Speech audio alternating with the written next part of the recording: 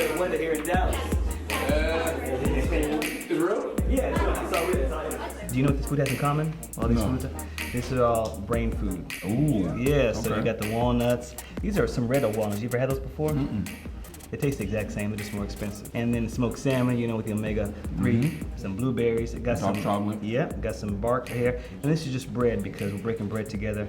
And there was a new study that came out in 2013 talked about how yogurt and the probiotics there helps out with good brain health and cognitive responsiveness. But also, I'm a huge whiskey drinker. Do you drink whiskey at all? I'm a cognac guy. You know what? You might like this then. This is some whiskey from Taiwan. It's really good. I'm gonna pour a little bit in here. Rosemary is pretty aromatic, but I'm gonna actually light this on fire. I thought in the spirit of mental health and wellness, we'll try a little something new. What it does is almost kind of creates like a nice forest smell. Here, you can smell it right here. Okay. Really nice. And then it helps to enhance the flavor of the whiskey. Cheers to you. Thank you for meeting with me, for breaking bread. Thank you. Your book. Amazing. Thank you, sir. As you can see, I've been going through it a whole lot. Have You so got it many marked up like questions. the Bible. Man, I do. I'm telling you, you had so many good nuggets in here. One thing that I was really surprised though, because I follow you on social media, right? You know, you've got this big personality, but I was surprised at just how open you were. This book, it was like really raw. I'm like, he's telling stuff from childhood that I know that I wouldn't say myself. The story with like Tiki and everything, your girl. Yeah. Do you think that this is going to change the way that you approach like what you do now? I mean, I don't know if it's going to change the way I approach things. I think life changes the way you approach things. Like, I'm not the same person I was 5 years ago. I'm not the same person I was 10 years ago. And I think that this book just reflects where I'm at right now. And I'm the type of person that I always have to be transparent, you know? But I think that nowadays, I realize there's a difference between transparency and vulnerability, you know? And I don't know what's made me more vulnerable. I don't know if it's therapy or just really getting older and really not giving a F no more, or my daughters, I don't know what it is, but it's just like, I cannot function if I'm not telling you exactly how I feel and why I feel this way. Like, I have no reason to hide anything, you know? But you're not scared about people like using that information against you now, right? They're gonna do that regardless, you know what I mean? I'm this type of person, I always say, which is weird because I always say live your truth so nobody can use your truth against you. It's the Eminem and 8 Mile theory, you know, where you say everything about yourself that somebody could possibly say, so if they bring it up, it won't hurt, but it don't matter. You can say everything about yourself and they'll use your same words against you, even take it out of context and everything, just to try to, you know, paint a narrative about you. So you can't really worry about that, man. You can't worry about, you know, who's gonna like you, who's not gonna like you, because the truth to the matter is, the truth is going to be the truth regardless of how, if somebody believes it, the truth is gonna be the truth regardless of how somebody feels about it. You just gotta be comfortable with just, you know, who you are. And that's how I am comfortable putting all this as myself, putting it out there. I love the fact that your last quote, this is the last thing in the book that you will read from your lips, is to share your weakness is to make yourself vulnerable. To make yourself vulnerable is to show your strength. You think this book makes you stronger? Yes, it does, because it was very therapeutic for me. You know, because that book was really just a journal. That was just me, you know, keeping track of all of the things that I was experiencing in therapy, all of the things I was learning about myself in therapy, you know, unpacking, you know, trauma from things that happened to me when I was younger, things that I normalized in my mind, but as you get older, you realize they weren't normal. You know, getting to the root of my PTSD, getting to the, you know, like writing down what historically gave me anxiety, what gives me anxiety now. Like that book was therapeutic for me. And I'm a stern believer, I don't care what nobody says, man. When you are honest, the universe opens up for you.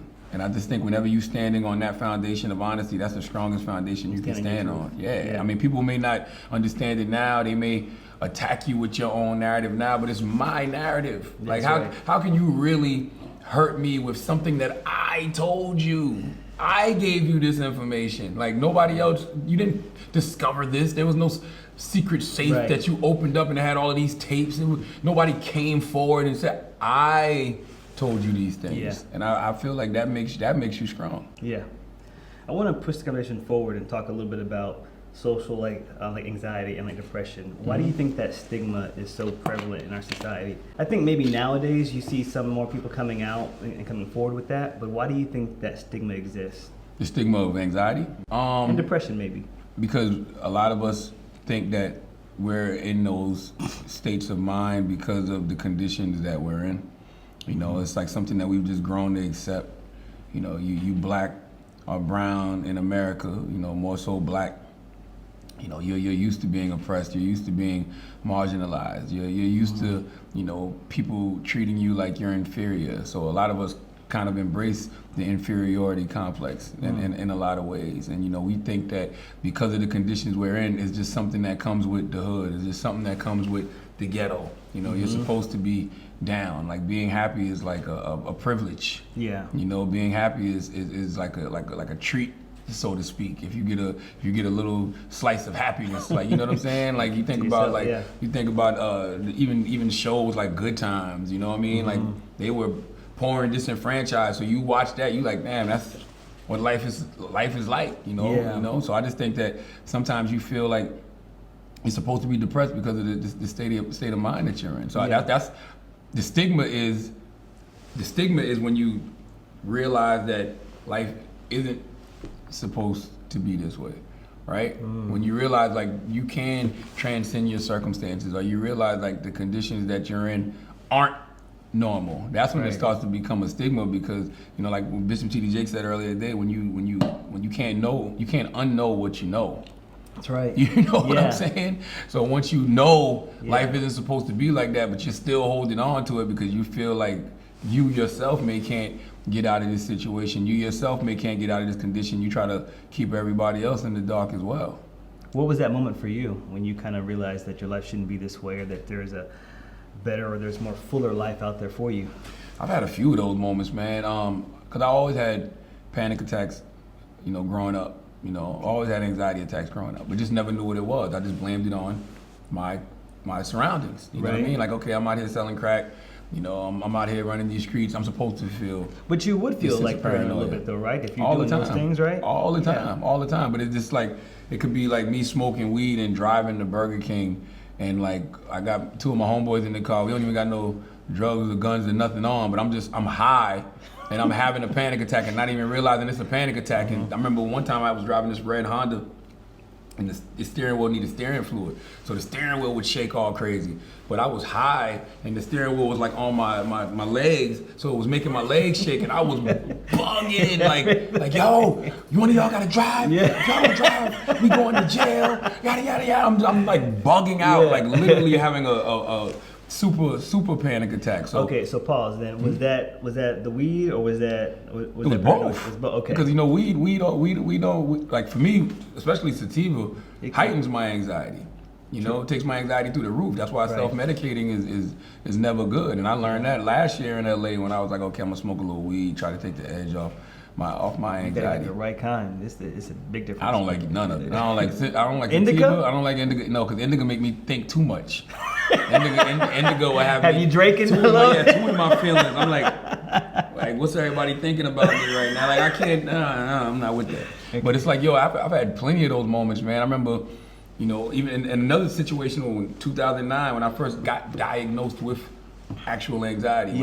When I for the third or fourth time I'd gone to the hospital thinking I'm having a heart attack, and the doctor was like, your heart is perfectly fine. And I had just gotten fired from radio for the fourth time, and I was back at home living with my mom, and my now wife was back at home living with her mom, and like the doctor was like, do you get panic attacks? And I was like, not that I know of. And he was like, you got anxiety? I'm like, not that I know of. He said, it sounded like you had an anxiety attack. And he was like, are you stressed about something? And I was like, hell yeah. Because I was, So once again, situational. Yeah. So what was the realization that made me realize, okay, there's an issue here and I got to get a handle on it, was after that, I ended up getting a job on the Breakfast Club in 2010. Nothing has changed. Still getting the panic attacks, still getting anxiety attacks. 6-7 years later, you know, I'm in the position where life is great. I'm doing great. I'm doing what I'm supposed to be doing in my life, meaning that, like, as a man, I'm not cheating on my wife. I'm not doing any of that BS. Anything that would cause you any unnecessary stress, unnecessary anxiety, I don't got none of that going on.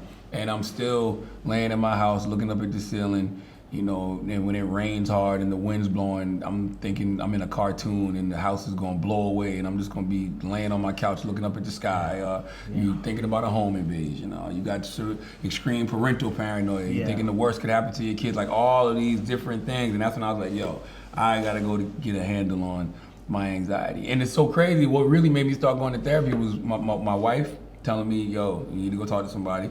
And being on vacation last year and actually having a moment of peace, like actually sitting there at the pool family with all my you family, talking about that in the book. all my friends, and I'm watching everybody have a great time, enjoying life, living life, loving life. And I had a moment of peace, and I was like, how can I have this all the time? How can I hold on to this? And your solution was to spend more time like with your family and friends then, right? In order to get that, you know, that peace, because... Well, yeah, because I know I couldn't be on vacation all the time. We would love that. We would love to be on vacation all the time, away from America, on an island somewhere where nobody got a care in the world. That'd be the perfect blessing. Yeah. But that's not the way things work. Yeah. You know, as soon as you get on that plane and get back to the States, you're back in the United States of anxiety. It's all type of things to be, you know, anxious about. So it was just like, for me, I had to go to therapy because it's not even about being around family and friends. It's about what's going on with me and my brain. You know what I'm saying? I gotta be comfortable with myself. I gotta be secure with myself, with what's going on inside my head. So this is really powerful because a lot of people out there, they suffer in silence, but they're kind of like where you were. They don't really know that they have anxiety disorder. So what do you tell that person to look out for if maybe they're thinking that maybe something is not right, something is just not okay? I'm doing everything right. I'm not breaking the law, but I'm still feeling really anxious. I can only go with the symptoms that I got. Every time I would have a panic attack, it would feel like I was having a heart attack. You know, heart palpitations, chest tightening up. I would even convince myself that my left arm was going numb. Shortness of breath, you know, sweaty palms. Like, it's just all type of different ways to detect that you may not be having the anxiety or panic attack. So I would just say, you know, what are the symptoms? Do you have any of those symptoms, and when do you have those symptoms? Because for me, it's not about rational anxiety. It's about the irrational anxiety. The rational anxiety is like, I get on the radio every day, talk to millions of people. I should feel something. You know what I'm saying? I should feel anxious about that. If I'm walking out on stage to talk to a crowd of people, I should have a sense of anxiety. Like, I know exactly what the source of my anxiety is. But it's that irrational anxiety. You know, when you're, you know, just that rest. Laying on your couch and you minding your business, everything is good, and all of a sudden you start thinking somebody about to kick the door in. Like, where's that coming from? You know, or you hear a story about, you know, human trafficking, and you start panicking, like, where's my daughter? You know what I'm saying? Like let me call my wife and make sure everybody's good on the way to school, like that type of stuff. You see a school shooting, and you know, you go drive by your daughter's school just because, like, that's like, I don't know if you would call that irrational or rational. In a way, it's kind of irrational, but in a way, it's kind of rational because it is a source of it. You know where it's coming from. You know why you feel that way. But in the book, though, I like the way that you kind of like approached it, because you were scared about your daughter getting shot up at the school because of a school shooting, but they talked about the odds of that happening were like 1 in 254 million or something like that. And so it is kind of like irrational in a sense, because you should only be concerned about things that are maybe that have a modicum like likelihood of actually passing. Here's the problem with that. Okay. I come from Moncks Corner, South Carolina. Yep. A small town. When I was growing up, it was like 7,000 people. Now it's about 10,000 because people have been having sex, right? So there's no reason for me to be in the position that I'm in now, other than I believed I could be here. See, I understand the power of my mind. I understand that your thoughts really do become things. I totally believe in this secret. I totally believe in the law of attraction. I believe that the things you want to happen in your life, you should constantly think about. The things that you don't want to happen, you shouldn't think about at all. Anxiety scares me so bad is because I know that if I keep holding on to these negative thoughts, they may manifest in the real world just like positive thoughts do. So when you say that 1 in whatever chance, I always feel like I'm that 1 in whatever chance. Just because of the things that I've already accomplished in my life. Because I have no other reason to be in these positions other than I believe I could be here. If I showed you my long-term goals, short-term goals, if I show you everything I've crossed off on my vision boards, you'll be like, wow. And they're only crossed off because I believed You know what I mean? Because I held on to those thoughts that these things could happen. It doesn't matter whether it was books, TV shows, you know, being nationally syndicated radio personality, like things that happen to people that I love and care for. It doesn't matter. I've thought about these things. I've written these things down. This is what I've told the universe. This is what I want to happen. So when those negative thoughts get in your mind like that, that's why it drives you crazy. That's why it causes you to have panic attacks, because I know the power of my mind. So I feel like if I keep thinking about this stuff, keep holding on to this stuff, it could possibly happen. Yeah.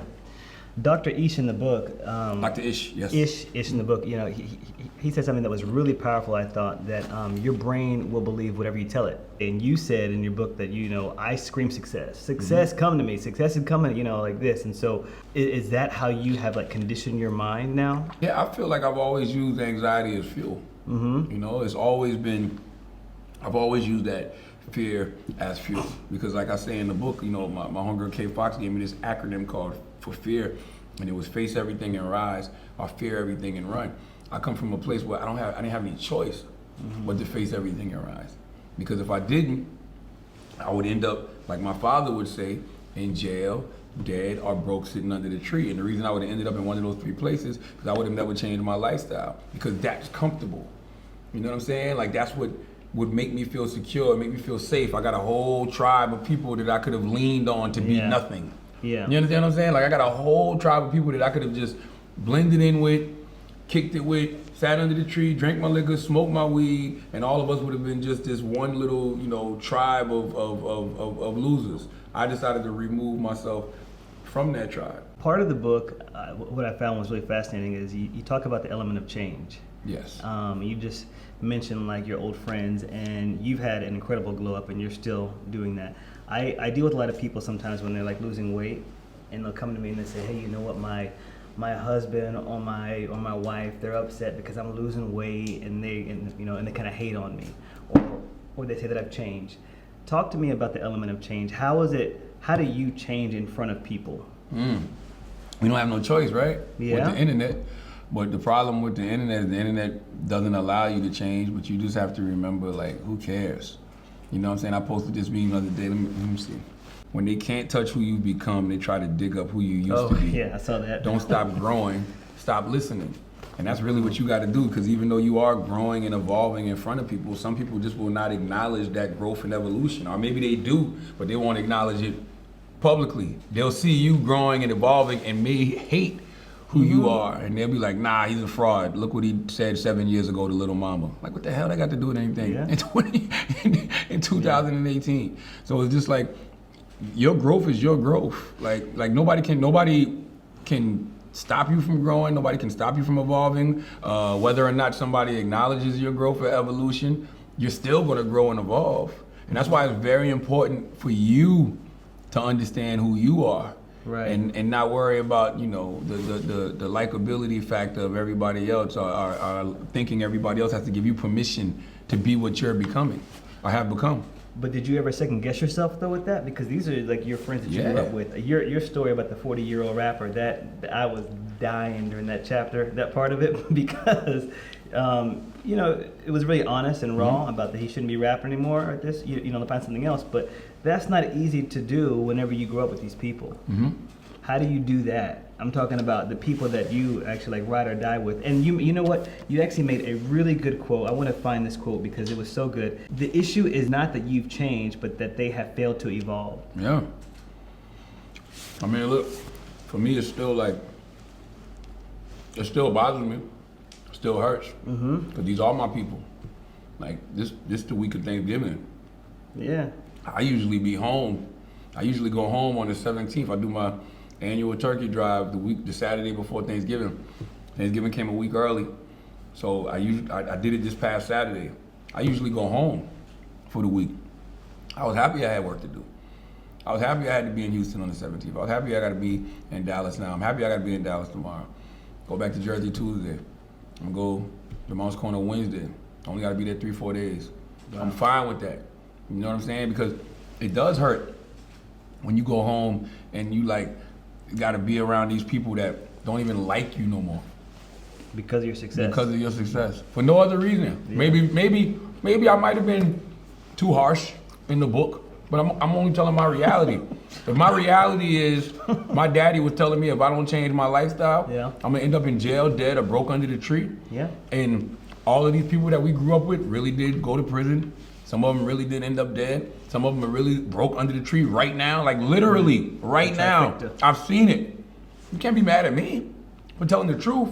Maybe I held the mirror up and you had to take a harsh look at yourself, a harsh look at your life.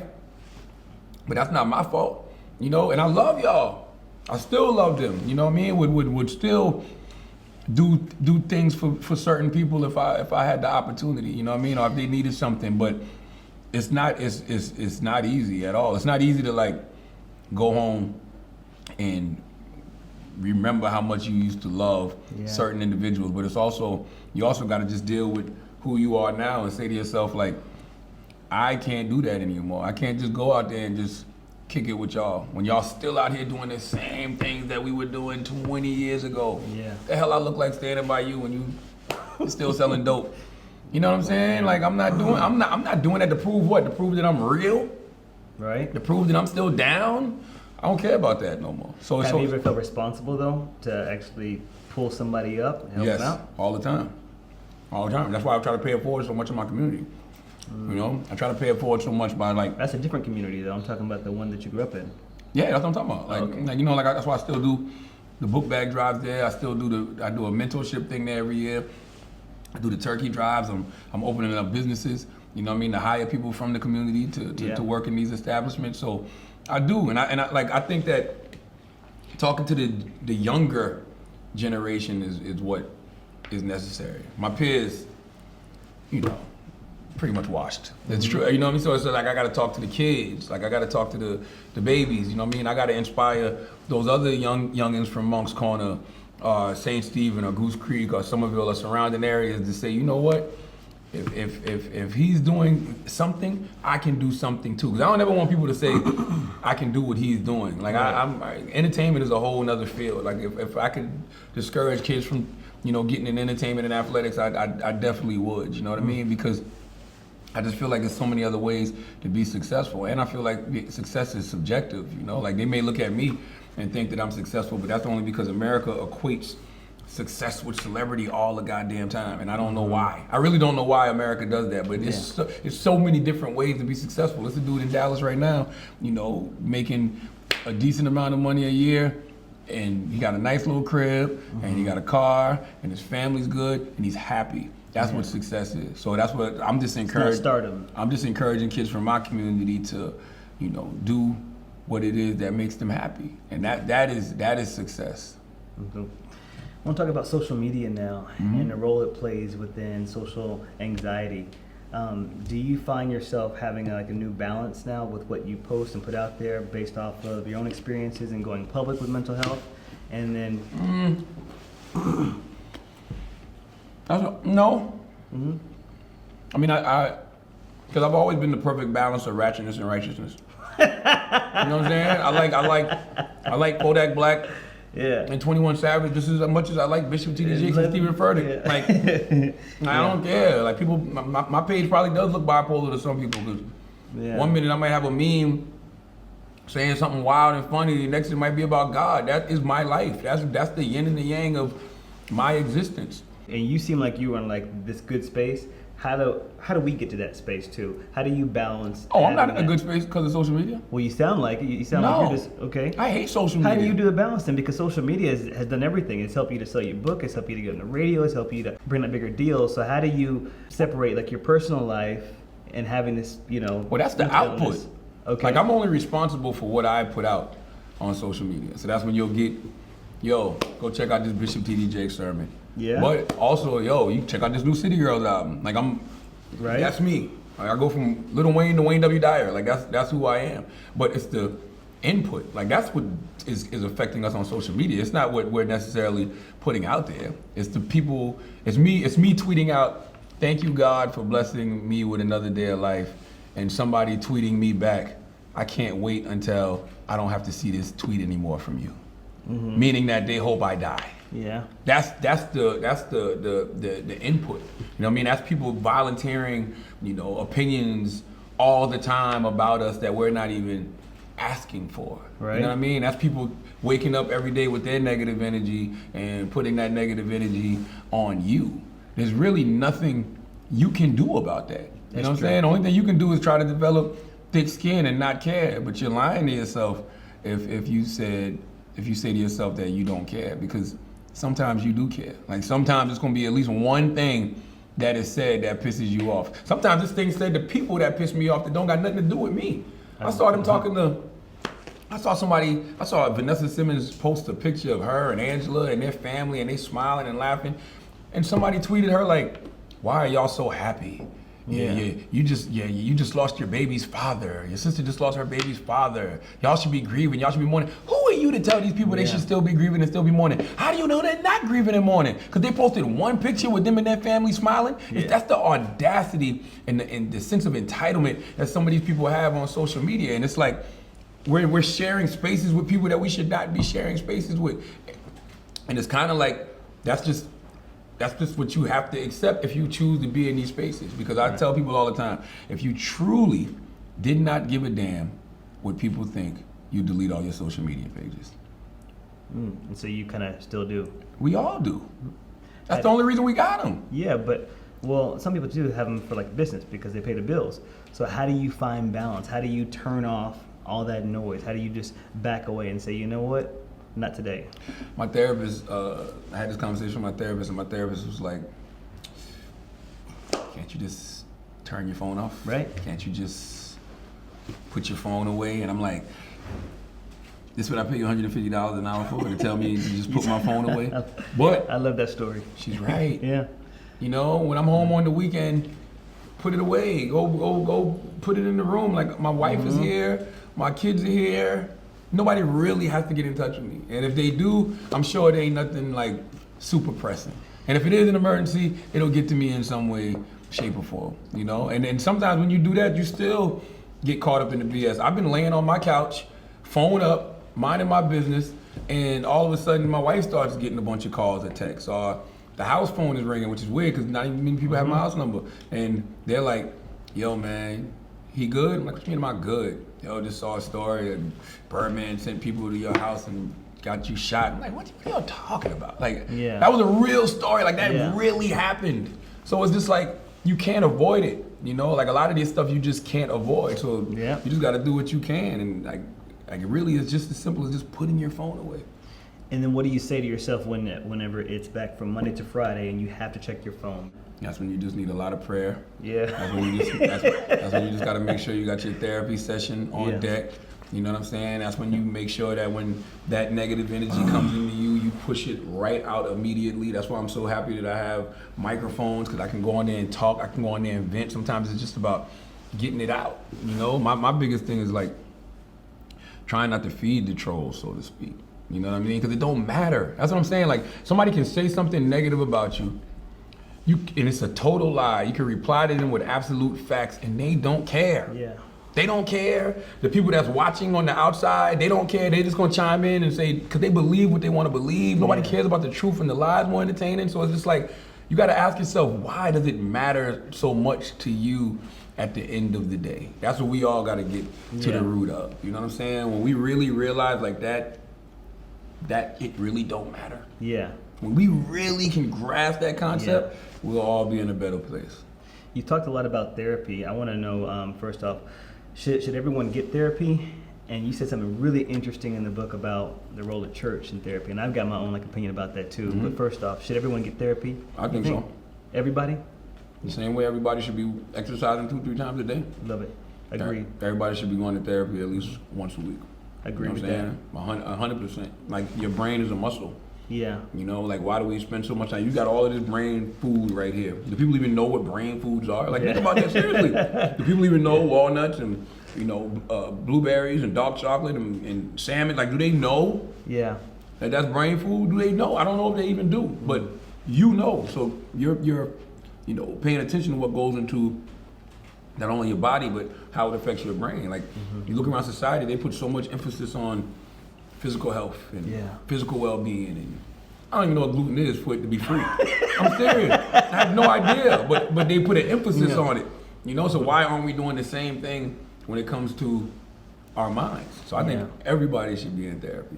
We interviewed Tekashi 6ix9ine the other day. Tekashi 6ix9ine said he was in therapy from 14 to 16 after he saw his father killed when he was Mind 13. blown. Yeah. Had no idea. But if you really focus on him and see how he's able to manipulate social media, you could tell he's like a cerebral person in a way. He's very thoughtful.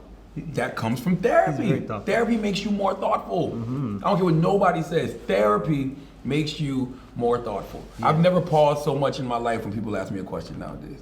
Really, because you're thinking about it. That's good. Always. I've never done that in my life. I would pride myself in being able just to boom. Now it's like I can still be quick if I need to, but I don't want to. When you ask me a question, I want to like, I think, process that for a second. You know? So therapy makes you more thoughtful, and you can tell people who've gone to therapy and people who haven't. So I think everybody should be in therapy. You said something about the church, which I thought was really interesting, because I grew up in the church too.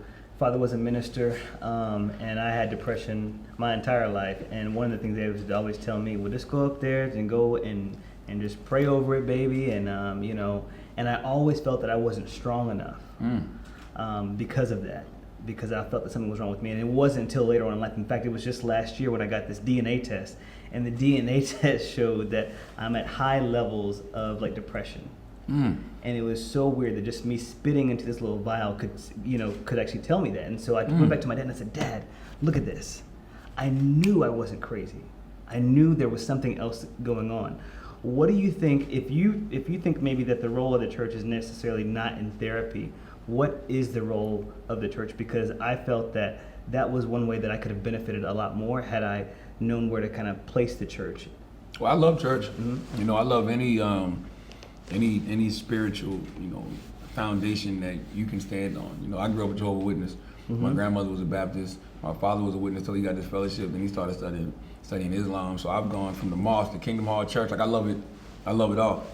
I just feel like you should have some type of spiritual foundation. But the truth of the matter is, when people in the church know these resources are available, like therapy, if you're really being real with yourself, sometimes you'll pray and God will tell you, you need to go see a therapist. Like that is a resource that God provided on this planet for us to take advantage of. Just like he made doctors.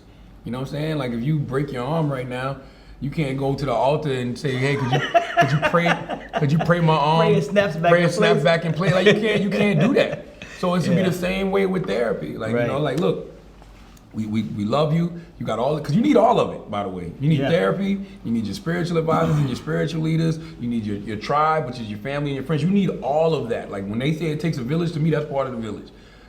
So sometimes when you get on your knees and you pray and you say, yo, I need some help, God's gonna say, yo, go see a therapist. And I just think that comes with more information. I think a lot of the times, where we grew up, the places we grew up, a lot of the pastors and deacons didn't have that side of the game. They just didn't have that information available to them to tell you to go see a therapist. Like my mom was going to a therapist in 1998. I had no idea until this year. 20 years later.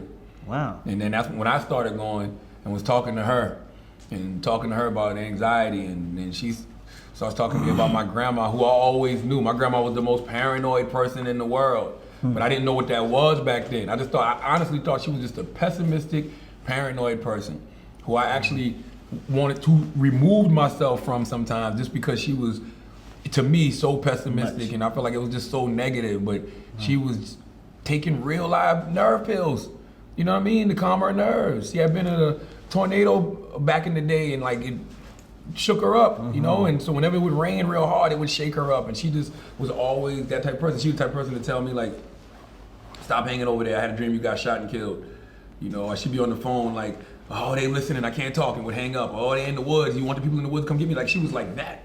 But she had really, really, really, really bad anxiety. My mom went to therapy in 98 because her and my father got a divorce. All those years I'm listening to my mom play Lauryn Hill, X Factor. I'm thinking, my mom was cool. No, she was actually in pain, because of what my father did to her. Just getting, divorcing her. Or they divorced each other. She divorced him, and he married another woman. But it's like she was in therapy. If I'd have known that, 20 years ago, then I would have known there was a resource available that would have helped me to possibly organize all of this BS that I had going on in my brain. Because I went to jail when I was 17. They came and arrested me from high school. First time I went to jail, I did like 45, 50 days for, pointing and presenting a firearm. I was sitting in the backseat of a car, my homeboy shot out the window at somebody. Jeez. I don't know what effect that had on me going from literally high school. They arrested me from the school, took me to the county jail. I was in the county jail for 50 days. And then, had different stints back and forth to jail. I remember one time I went to jail and just threw up. Just because I understood what jail was. Like, I remember that, like, one time I went to jail and we got, it was a drug bust, and I'm just in there and I'm like, fuck, I'm back in here again. I just threw up. That's just based off the old trauma from being in jail before. You know what I'm saying? Like, I don't care if it's 5 days, 10 days, 50 days, a year. Like, anytime a brother goes to jail, it's gonna have some type of traumatic effect on him. So it's just like, what if I'd have, went to therapy right after that, just to get reorganized and refocused. Just didn't rely on, myself and the streets to do it. But I didn't know the resource was available. So I think that's the same thing with the church or any place else. Like, I think now that we know those resources are available, pastors and deacons got to add that to their repertoire. Yeah. I want to shift focus now and talk a little bit about like responsibility and mental health. I want to talk about Kanye. Your perspective on the book was a little bit surprising. It almost read as if he was saying those things because he has social anxiety, which he does, and bipolar stuff. And that's very evident based off of the way he's been acting lately. But where do we draw the line between that and holding people like accountable for what they're saying? There's a fine line there, because I don't think that depression and anxiety are blank checks for you to do and say whatever. That's a great question. It's a great question because when you look at Kanye and other things have transpired since the whole slavery was a choice thing. Like, you look at when he went to the White House. This is a guy who was saying he was bipolar, and he was on medication. And if you watch the interview I did with him early in the year, you can clearly see he was in a more focused space. He said he was on medication, but when he is denying being bipolar now, he said he got misdiagnosed. It was sleep deprivation, which I think honestly was a reaction to coming out as bipolar and then everybody calling him crazy. He wasn't calling you crazy because you're bipolar though. He was calling you crazy because of your Trump love and your Trump support. Well, his manic outrage too. It was very manic. It was really outrageous. But imagine if you come out as bipolar, people start calling you crazy. Fair. Now, I don't want to be considered crazy. You know what? Hey guys, I'm not bipolar. It was a misdiagnosis. It was sleep deprivation. That medication that was I'm not on that no more. I'm off my meds. Maybe you need to be on them. You know what I'm saying? This is like when you're telling everybody you're off your meds, and this is when we're seeing the manic behavior. Aren't we all smart enough to know what's really going on? So I feel like you gotta have some empathy. You know what I mean? Right. I don't know how much empathy, but you do have to have some empathy because we don't know how bad it possibly is. Like you say. We shouldn't. How do we hold people accountable when they're in that state?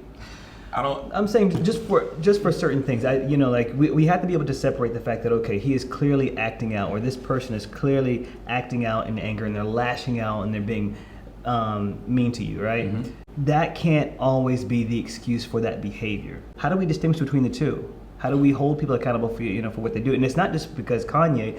This is within like households. If someone is like depressed, sometimes they will lash out at the person closest to them. Yeah. And so all of a sudden we can't say, "Oh, I'm sorry, I was depressed."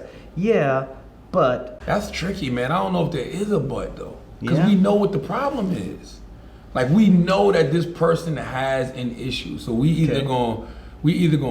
I'd rather fight to make this person get help than fight this person for what he's saying, because we really shouldn't even be having any stock in what he says, because look how much it changes. True. Like, think about 2 weeks ago, he's like, I'm not political. I'm sorry. Yeah, he went from apologizing for slavery was a choice to going back to the White House. He apologized for slavery was a choice, apologized for wearing the hat, went back to the White House with the hat on, left the White House, came out, tweeted, I didn't make these Blexit shirts.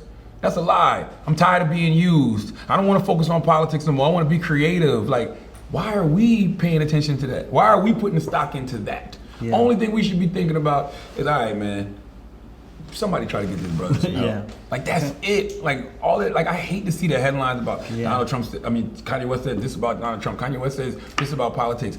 Who gives a damn? Remember that Dave Chappelle joke when he was like, "Who cares what Ja Rule thinks at a time like this?" Like, why do we care what Kanye West thinks about politics, especially if we know something is wrong? Listen, I'm not gonna, put it on the same level as the neighborhood crackhead, right? But we all got that dude in the hood who grew up the town. He was either the town drunk or the town crackhead, and he would be talking. How much you really gonna pay him attention? Now, don't get me wrong. You can learn from. Is Kanye the new town crackhead?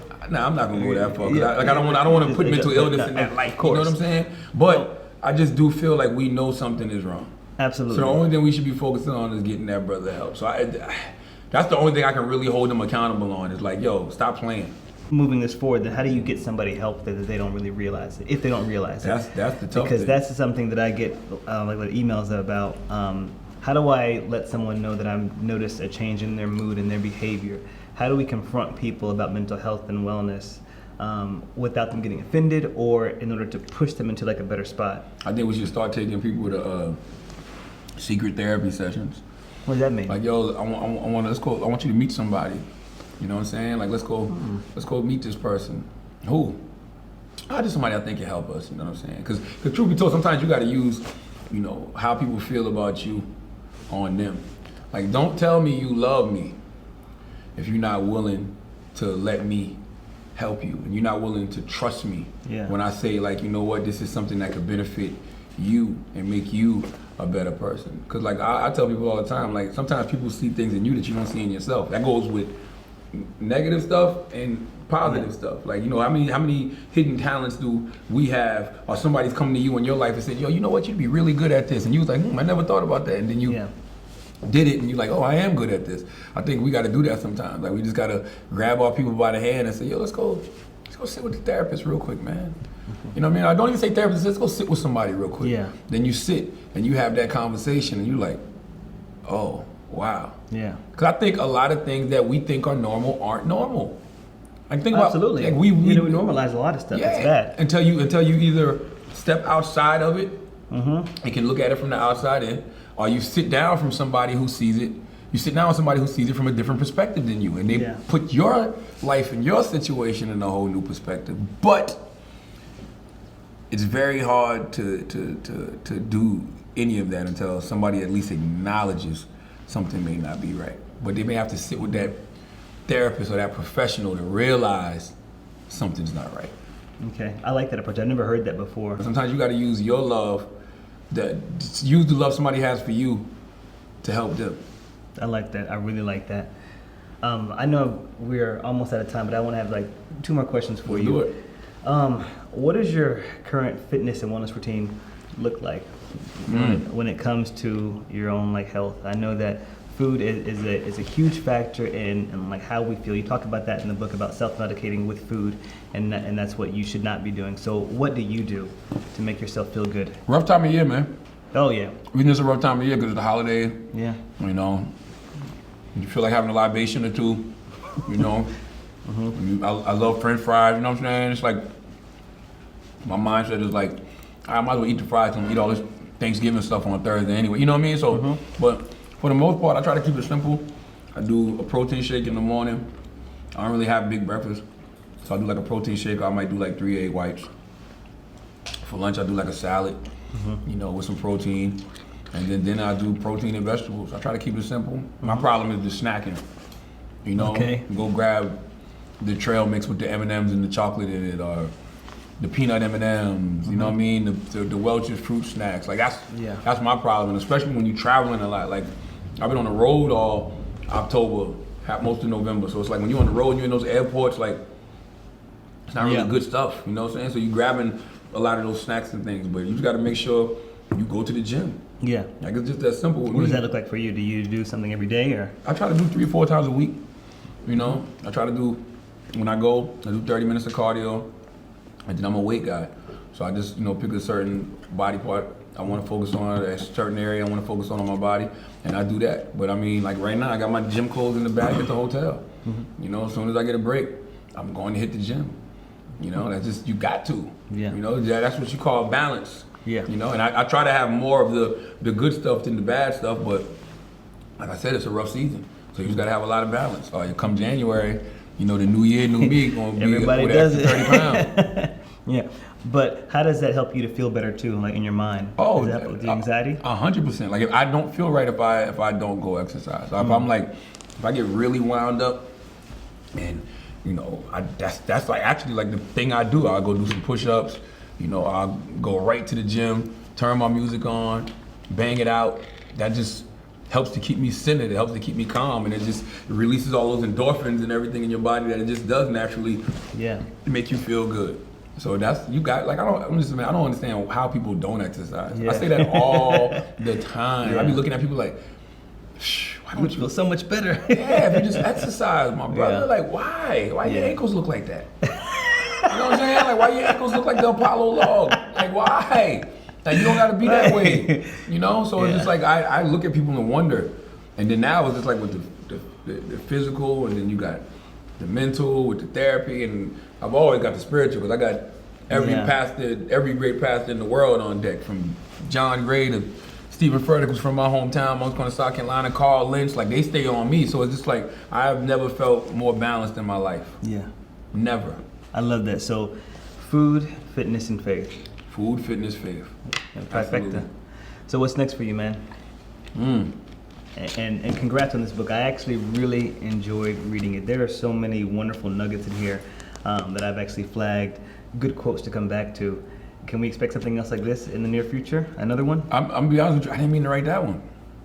I did not. Like, I did not sit It down. came really quickly after your other one. My last one came out in like, April. yeah. Like, I literally did not mean to write that. I started keeping a journal in June. And then by September of October of last year, it started to take shape. And I was like, oh, okay, I know where I'm going with this. And then when I started talking about my experiences with therapy and unpacking, you know, things that happened to me when I was younger, and PTSD and all of that kind of stuff, then, you know, people started saying, oh, this is like about mental health. Because I was just saying anxiety. I didn't even know anxiety was a mental health issue. I thought anxiety was just anxiety. I never knew anxiety, PTSD. Oh, really? No, I had no idea that fell under the mental health umbrella until I started talking about it, and my therapist was like, yeah, that's mental health. And the people around me were like, yeah, that's mental health. I'm like, wow. And so it became this book about mental health. And then that's when I decided to bring Dr. Ish Major in, just to give Brilliant. clinical correlations to all my experiences. Because what I was trying to do was translate what my therapist was telling me, but that wasn't coming out right. You know what I'm saying? And the reason it wasn't coming out right, because she was telling me things for me, and her things, the things that she was telling me, helped me to explain my feelings better. You know what I mean? But I can't give no professional opinion on it, because I'm not a professional. Yeah, so that's when I reached out to, you know, Dr. Ish Major, and then it just became that. So it's just like, I didn't even mean to write that one, and that's why I say sometimes things are bigger than you. And that's why when you ask me what I want to do next, I mean, I got ideas, but I've learned that your good plan is never God's plan for you. Amen. You know what I'm saying? Like, every time you say this is what you want to do, God says, nope. I got a whole nother route for you to take. Like, I'm out here being a mental health advocate and didn't even mean to be. You understand what I'm saying? It's just me talking about my experiences, and I love it because people are coming up to me at these book signings, you know, and crying and like, yo, I'm so glad somebody's talking about this. I thought it was just me. I thought I was crazy. That's what leads to depression. That's what leads to people committing suicide. People thinking they're lonely. You know what I mean? They're thinking they're all alone, and they get into these funks, and they're like, boom, I killed myself. That's why I would hate to be a kid nowadays, because you got social media creating this unattainable picture of perfection, and then they're taking that virtual reality of perfection from social media and bringing it into the real world. So everybody's trying to walk around and act like they don't make no mistakes. Everybody's trying to walk around like they don't take no losses. Everybody's trying to act like they don't miss no shots ever. So it's like, if you're a kid and you see everybody faking perfections, and then you know, do one little thing that may be considered a mistake, you'll probably want to kill yourself, because you feel like, I don't even belong here amongst all these perfect people. But no, you're fine. These the guys that are fronting. That fake perfection is going to lead you to a sense of depression too, whether you realize it or not. So I would rather be, you know, imperfect and be perfectly imperfect and express my flaws and express, you know, the negative things that I've done or the negative things that I've been through in order to get to a better place. I'm not afraid of who I was. Why would I be afraid of who I was? Yeah. I'm just not bringing none of that with me because it's not going to affect me in the future. It's not going to, you know, it doesn't serve my purpose in the future. You know what I mean? Who I was has nothing to do with who I am and who I'm going to be. You know, that's a sermon in itself, right there. Yeah, I don't think that you actually really know the level of seeds that you've planted it within people's lives. Like with this book, there are so many people that I just interact with, and they suffer in silence from from mental health issues. So I just want to commend you again on this book because it really blessed me. I know it's going to help many people out there. Thank you. So I do want to say this though. I do want to do late night television. No, I will do late night television. I do want to say that because I'm here for that. Yeah, I'm here for that. I don't like. I do feel like that is one of God's plans for me because I feel like we haven't had that type of space since Arsenio. No, man. Thank you for breaking bread with me, my brother. Thank you, man. But I got some gifts for you. Yes, sir. Some granola. This is some vanilla. Is this brain food too? Huh? Is this considered brain food too? Yeah, it is. Okay. It's got some pecans, some cashews. It's got almonds in there. I'm hungry. Yeah, go ahead and see. Let me see. If it's nasty, just go ahead and fake the phone. No, that's good as hell. You like that? I'm not sure if you cook or not, but I wanted to give you a copy of my cookbook just so you could have it. You can, makes a good coaster if you can't cook. Wow. But the pictures in there are really nice. We spent a lot of time on that. And that's you? Yeah, that's me. I know it looks a little bit different, right? Yeah. And I got you an apron. Oh, that's dope. I got mad aprons. You do? Yeah, I got a bunch of hip hop aprons. I got Eric B and Rakim, and I got a Ready to Die one. This is dope. Yeah, so there you go. Appreciate you, man. And I appreciate you and all you do. Thank you. Thank you very much.